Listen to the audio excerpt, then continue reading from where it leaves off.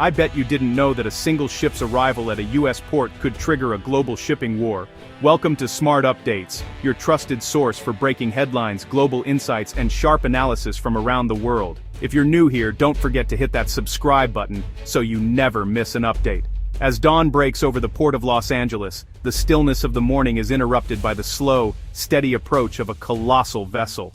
A massive container ship glides toward its berth, stacked high with thousands of containers, each one holding goods destined for American shelves and factories. But this is no routine docking. The captain, eyes fixed on the horizon, receives a sudden notification. A new U.S. port fee totaling $325 million is now due, simply for entering American waters before a single container is even unloaded. This fee, targeting Chinese state-owned vessels like the one now arriving, marks a dramatic escalation in the U.S. China trade conflict, sending shockwaves through the global shipping industry. For COSCO, which sends this ship 5 times a year, the annual cost soars to over $16 million, fundamentally changing the economics of trans-Pacific shipping and forcing the company to reconsider its routes and pricing. The fee isn't just a financial blow, it's a geopolitical statement. Washington is signaling that the era of unchecked Chinese expansion in maritime trade is over, and that new barriers are being erected at the water's edge. The policy targets every link in the chain, from shipyards to financiers, forcing global carriers to rethink their strategies, investments, and even their alliances.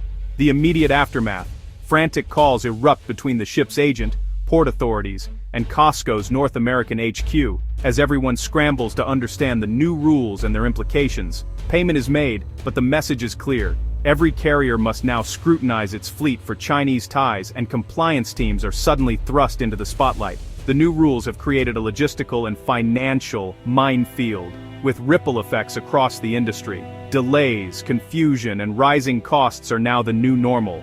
The COSCO Nebula's arrival is more than a delivery. It's the opening salvo in a new global shipping war, watched closely by governments and businesses alike.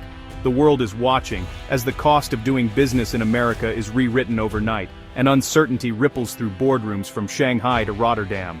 The stakes for global trade have never been higher, and the next chapter in this economic standoff is only just beginning. The new U.S. port fees introduce a two-tiered system designed to address growing concerns over foreign control in American maritime trade, with a sharp focus on curbing Chinese maritime influence and economic leverage at U.S. ports. Tier 1 hits the hardest. Ships owned, operated, or significantly financed by Chinese state entities face steep new fees. These start at $50 per net ton but will rise sharply to $140 by 2028 and are capped at 5 port calls per year, making frequent access to U.S. ports far more expensive for these vessels. Tier 2 targets non-Chinese carriers that use Chinese-built ships. While the fees are lower, they're still significant: $18 per net ton or $120 per container, and these too are set to increase over time. This ensures that even indirect reliance on Chinese shipbuilding comes at a cost. Strategic exemptions are built in. U.S.-flagged vessels and government programs, smaller ships, and specialized tankers are spared from these fees, a move intended to protect critical supply chains and national security interests. The financial burden falls squarely on ship operators, who now face tough choices: pay the new fees, reshuffle their fleets, or even avoid U.S. ports altogether. Each option carries its own risks and costs. For COSCO, China's state-owned shipping giant, the extra cost could reach a staggering $1.5 billion in 2026 alone, dramatically impacting their bottom line. For other global shipping companies, the calculus is even more complex. Every route, vessel, and port call must be reconsidered, with ripple effects across the entire industry. The result: global shipping companies are now forced into costly, high-stakes decisions that will reshape trade routes, business strategies, and the future of international commerce for years to come. China wasted no time responding. Just days before the U.S. fees took effect, Beijing announced its own retaliatory port charges. The new Chinese law allows broad penalties against U.S.-flagged or U.S.-controlled vessels, mirroring the American approach. Chinese officials frame these fees as a defense of national interests and free trade, casting the U.S. as the aggressor. The exact structure of China's fees remains opaque, creating uncertainty and anxiety for U.S.-linked carriers. Shipowners scramble to determine what counts as U.S. control, flag, ownership, or even financing. The Gemini Alliance quickly reroutes US-flagged ships away from Ningbo, sacrificing efficiency to avoid penalties. The result? Established shipping loops are redrawn, and the world's busiest trade lanes are thrown into chaos. The shipping war is now a two-sided conflict, with ports on both sides of the Pacific as battlegrounds. The global industry is forced to adapt, fast. The U.S. port fees are rooted in deep concern over China's dominance in shipbuilding, now responsible for 62% of the world's ships. This dominance has grown over decades, with China investing heavily in its shipbuilding industry to outpace global competitors. American shipyards, once global leaders, now build only specialized vessels and warships, unable to compete on cost. The decline of U.S. commercial shipbuilding has been stark, with many facilities closing or shifting focus. A Chinese-built container ship costs a fraction of what it would in the U.S., thanks to decades of state subsidies. These subsidies have allowed Chinese shipbuilders to offer lower prices, capturing a significant share of the global market. The new fees aim to level the playing field by making Chinese-built ships more expensive to operate on U.S. routes. This move is designed to protect American interests and encourage the use of non-Chinese ships. The goals steer demand toward shipbuilders in South Korea, Japan, or Europe, and reduce dependency on China. These countries have robust shipbuilding industries that could benefit from the shift in demand. This is about more than economics. It's national security. Ensuring that the U.S. is not overly reliant on a strategic rival for critical infrastructure is a key concern. Relying on a strategic rival for critical infrastructure is seen as a major risk. The potential for supply chain disruptions or geopolitical tensions makes this a pressing issue. The policy also signals a push to revive America's industrial base, with fee revenue potentially supporting domestic shipbuilding. This could lead to job creation and technological advancements in the industry. No one expects a U.S. shipbuilding renaissance overnight, but the message is clear: the U.S. is willing to use trade policy to reclaim lost ground. This could be the beginning of a long-term strategy to rebuild the industry. It's a high-stakes gamble, aiming to rewrite the rules of global manufacturing. The outcome of this policy could reshape the future of international trade and shipbuilding. The world is watching to see if it works.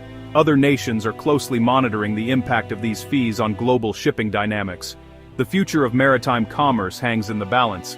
The decisions made today will have lasting effects on the global shipping industry. The new port fees triggered a global scramble. Major carriers rushed to reassign Chinese-built ships away from U.S. routes, prioritizing vessels from South Korea, Japan, or Europe. This reshuffling slashed flexibility and drove up shipping costs. The Shanghai Containerized Freight Index spiked 13% in days. For a 15,000 TEU ship, the U.S. fee could mean $2 million per trip, forcing carriers to either absorb the loss, pass it to customers, or abandon the route.